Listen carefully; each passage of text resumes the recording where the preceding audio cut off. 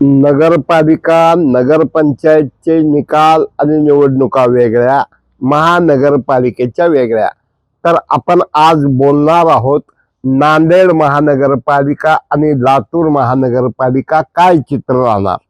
नांदेड महानगरपालिकेत भाजप म्हणजे अशोकराव चव्हाण आणि अमरराव जुरकर ही आणि त्याचबरोबर त्यांच्या संदर्भातील लोक त्या ठिकाणी. लातूरमध्ये आता तरी अद्याप नेतृत्व हे निश्चित नसल्यामुळं प्रचंड संशय कल्लोळ निर्माण झालेला आहे आणि या ठिकाणी कोण प्रमुख होणार, तिकीट कसे वाटप होणार हे जरी गुलदस्त्यात असलं तरी हे मात्र खरं आहे की लातूरात युती होणार हे जवळजवळ 80-90% फिक्स झालेला आहे. आमदार विक्रम काळे यांच्या निवासस्थानी बैठक झाली. त्या बैठकीमध्ये ठरलेलं आहे, पण अफवा तंत्र, बुद्धिभेद आणि भूलतापा ज्यामुळं हे तिकीट विकणार, हे पैसे खाणार, हे असं करणार. आणि काही नेते हे हिस्ट्री शूटर नेते असतात की ज्यांच्या विषयी लोकांना विश्वास ठेवावा असं ते वागतच नाहीत. आणि अशा एका परिस्थितीमध्ये नाही जरी म्हटलं तर अभिमन्यू पवार हे थोडस कुणी काही म्हणो, काय होत असते म्हणाल तरी डिमॉरल झालेले आहेत. बसवराज पाटलांना पक्ष किती जबाबदारी देणार, अर्चना पाटलांना काय जबाबदारी देणार, रमेश कराड यांना जबाबदारी काय मिळणार, या सगळ्या गोष्टीचा विचार करत असताना लातूर महानगरपालिकेत युती होणार हे जवळजवळ निश्चित झालेलं आहे. काही जण म्हणतात की युती जर नाही झाली, युती झाली तर याचा फायदा काँग्रेसला होणार. काही जण म्हणतात युती झाली तर याचा फायदा भाजपला होणार, सेनेला होणार, राष्ट्रवादीला होणार. एकंदरीत या सर्व गोष्टीचा विचार करत असताना भाजपच्या 36 नगरसेवक होते. यावेळा त्या काय अवस्था राहणार सांगता येत नाही. त्याचबरोबर राष्ट्रवादी काँग्रेस विक्रांत गोजमगुंडे हे बोलायला फार गोड आहेत. काय जसं म्हण आहे, लंबो तिलक मिठी बाणी, अशा प्रकारचं त्यांचं वागणं आहे. आणि जुन्या राष्ट्रवादीच्या लोकांना विक्रांतची एंट्रीच मुळात खटकलेली आहे. त्यामुळं जुने लोक काय करणार, निश्चित संजय बनसोडे हे पेटून उठलेले आहेत, त्यांना काही करून दाखवायचंय. आणि आतापर्यंत संजय बनसोडे 2-3 वेळा देशमुख मुक्त, काँग्रेस मुक्त लातूर महानगरपालिका करतो म्हणत असले तरी शेवटी बऱ्याच वेळा जर भाजपमध्ये गडबड घोटाळा झाला आणि कारभाऱ्यावरनं विचित्र प्रकार झाला, काही लोकांना जाणीवपूर्वक तिकीट कापायचा प्रयत्न केला आणि काही लोकांना, अनवॉन्टेड लोकांना, ज्या पद्धतीनं गेल्या वेळा रविशंकर यांच्या विरोधात जे तिकीट दिलं होतं की त्या ठिकाणी रविशंकर निवडून येणं अवघड होतं, पण सोपा उमेदवार दिला. यामुळं या ठिकाणी अनेक लोक इच्छुक आहेत, जुने लोक इच्छुक आहेत, नवीन लोक इच्छुक आहेत. काही जणांनी काहीच काम केलं नाही, काही जण फक्त अच्या जवळचा म्हणून उमेदवारी, काही जण बच्या जवळचा म्हणून उमेदवारी, काही जण सोशल इंजिनिअरिंगमुळे आम्हाला उमेदवारी मिळणार असं म्हणतात. आता बिचारे माजी खासदार आपले श्रंगारे हे काल जाऊन भेटून आले. ठीक आहे, लखलाप त्यांना लखलाप, पण शेवटी पक्ष ही कुणाची जागिरी नसते, पक्ष ही कुणाची मालकी नसते. आणि काही जण तर असं म्हणतात की कुणालाही काय याच्यात आली काय गेली काय, फक्त गोड गोड बोलून सत्ता ताब्यात, पक्ष निवडणुका, तिकीट वाटप आणि वरचं यंत्रणा ताब्यात घ्यायची, खाली मात्र सगळ्याला उल्लू बनवायचं. आणि म्हणून काही नेते हे बारके बिरके नेते सुद्धा फोन उचलत नाहीत. आणि अशा एका परिस्थितीमध्ये ज्यांचा पक्ष कोणता की, ज्यांचं कार्य काही नाही, ज्यांचं शिक्षण नाही, ज्यांच्याकडं पैसा नाही, ज्यांच्याकडे काहीच नाही, असेही लोक उमेदवाऱ्या सध्या मोठ्या प्रमाणात मागताना दिसत आहेत. आणि झुंबडच्या झुंबड काय देवघरावरून नंतर संभाजीरावच्या घराकडे, संभाजीरावच्या घराकडून संवाद कडून कैलासकड, आणि मध्ये मध्येच कोणतरी म्हणतंय आम्हाला जर सन्मान नाही दिला तर आम्ही खलनायकाची भूमिका घेणार. म्हणजे शेवटी कार्यकर्ते डिमॉरल. आणि राहिलेत किती दिवस? राहिलेत फक्त 10 दिवस. 10 दिवसात सगळा खेळ आहे. सगळ्या लोकांना जायचंय.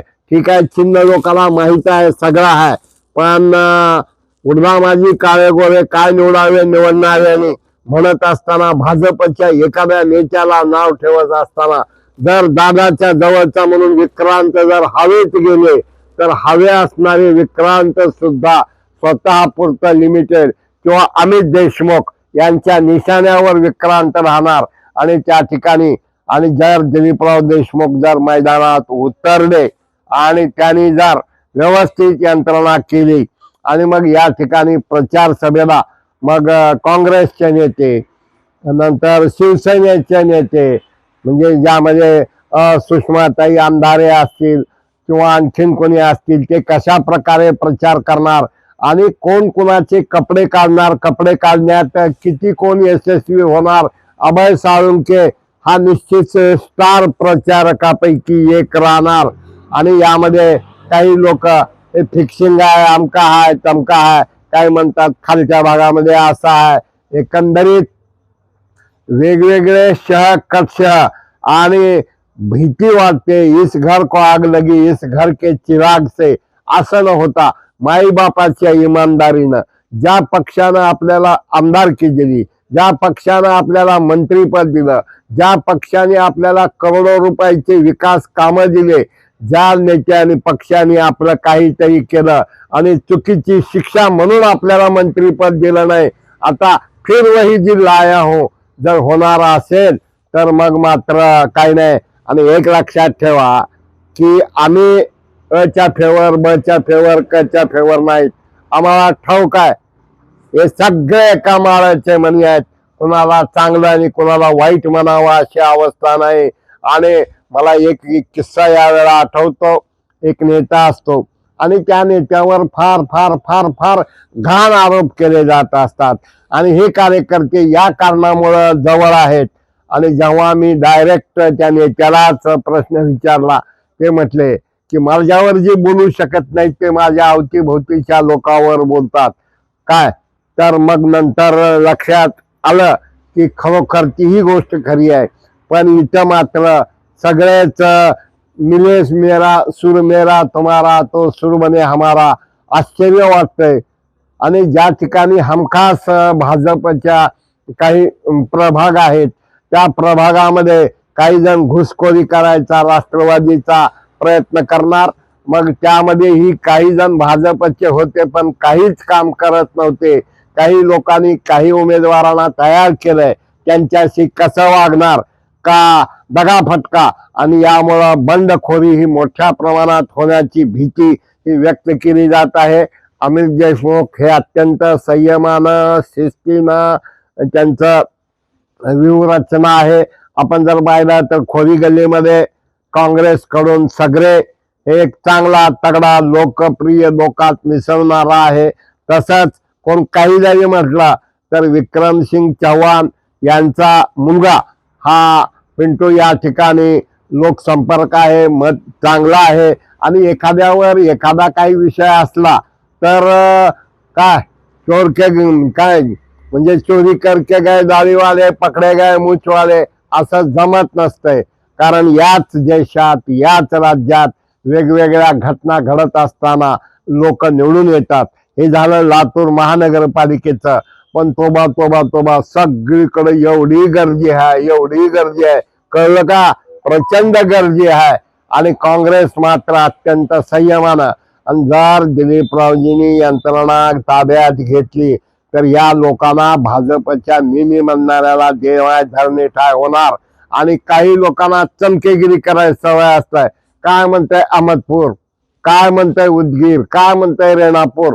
आणि जिथल्या तिथल्या लोकांनी ज्या त्या कार्यकर्त्यांनी केलं सगळ्याला गुडीर. आणि बसवराज पाटील अत्यंत शिस्तप्रिय, कुठेही नको तिथं जाऊन नाक खुपसायचं नाही. नको तिथं चुकीचं काही करायचं नाही. अर्चना ताई पाटील चाकूरकर एक इमेज असलेलं स्वच्छ प्रतिमा असलेलं नेतृत्व आहे. त्यामुळं त्यांना जर डावललं तर 100% भाजप काय या ठिकाणी येऊच शकत नाही. काय मग अमित देशमुख आले तर आले लोक अशी ही भूमिका घेऊ शकतात. त्यामुळं तिकीट वाटपाचे हे सगळे आहे. राहता राहिला विषय नांदेडमध्ये शिंदे सेना म्हणजे आपले आमदार ज्याला काय म्हणतात की हेमंत पाटील आहेत, इकडं अशोकराव चव्हाण आहेत, त्याच बरोबर प्रतापराव आहेत, पोकरनाजी आहेत.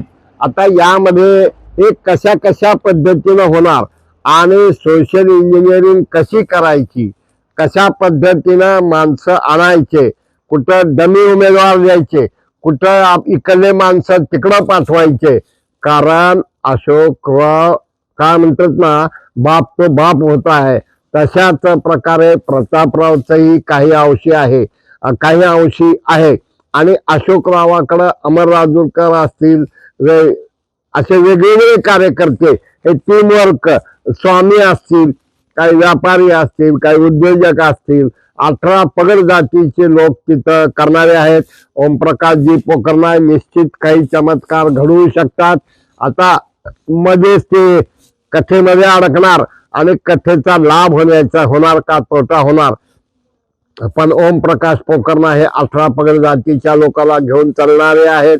मग तिकीट वाटप कशा कशा पद्धतीनं होणार, सोशल इंजिनिअरिंग कशी होणार, आणि MIM तिथं चालू शकते. लातूरला MIM अजिबात चालू शकत नाही. नांदेडमध्ये MIM चालू शकतं. काही लोकांनी MIM मध्ये प्रवेश केलेला आहे.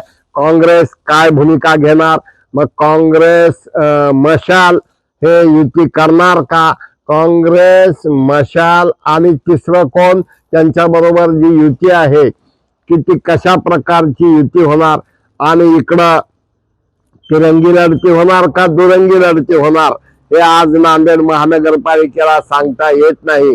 पण आजच्या परिस्थितीत कुणी काही जरी म्हटलं तर जिल्हा परिषद आपल्या नगरपालिकेच्या निवडणुकीचा विचार करत असताना काय कुणी आगाऊपणा करायचा प्रयत्न केला तर मग मात्र त्यांची काही धडगत राहू शकत नाही, किंबहुना यश मिळू शकत नाही. मित्र आम्हाला जे वाटलं, आमच्याकडे जो फीडबॅक आहे कदाचित तो 40% असेल, 60% असेल, आम्ही अधिक लोकाभिमुख द्यायचा हा प्रयत्न करत आहोत. मित्र तुम्हाला जे वाटतंय की बाबा ठीक आहे अशोकराव विषयी नाराजगी आहे असं वाटतंय, तुम्ही ते सांगा. तुम्हाला वाटतंय प्रतापराव शहरामध्ये तेवढा प्रभाव करू शकत नाहीत, ओमप्रकाश पोकरनाचा आहे, पण वरून रसद आली आणि ती खाली व्यवस्थित नसता वरून आलं मध्येच गायब झालं.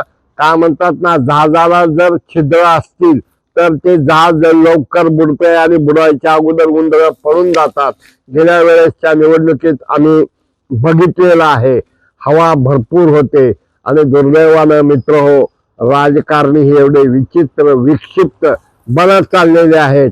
आता त्यांना तिथं एका बाजूला गोपछडे खूप चांगलं बोलतात, पण कधी कधी भ्रांग ओपन बोलायचा प्रयत्न असतो. तिथं पंकजाताई यांना प्रभारी जबाबदारी काही देण्यात आलेली आहे.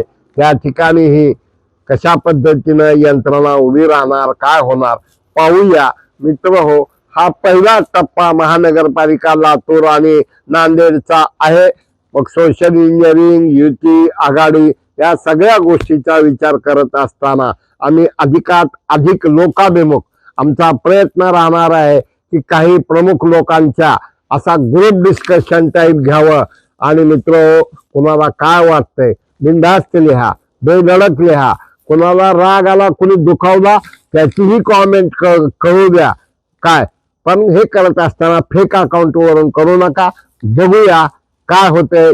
अशोकराव, प्रतापराव, ओमप्रकाश पोकरनाय, खतगावकर, हेमंत पाटलाचं त्याच पद्धतीनं लातूरमध्ये अर्चनाताई पाटील चाकूरकर, रमेश कराड, नंतर संजय बनसोडे, नंतर संभाजीराव पाटील निलंगेकर, विक्रम बाप्पा काळे आणि शिवसेनेचे नेते कशा कशा पद्धतीनं तिकीट वाटप होतात, काय होतंय हे बघूया. पण एकंदरीत लातूरमध्ये लोकसभा युतीचा निर्णय हा उद्या बुधवारी मुंबईमध्ये होण्याची शक्यता आहे. शेअर करा, सबस्क्राईब करा, लाईक करा. धन्यवाद.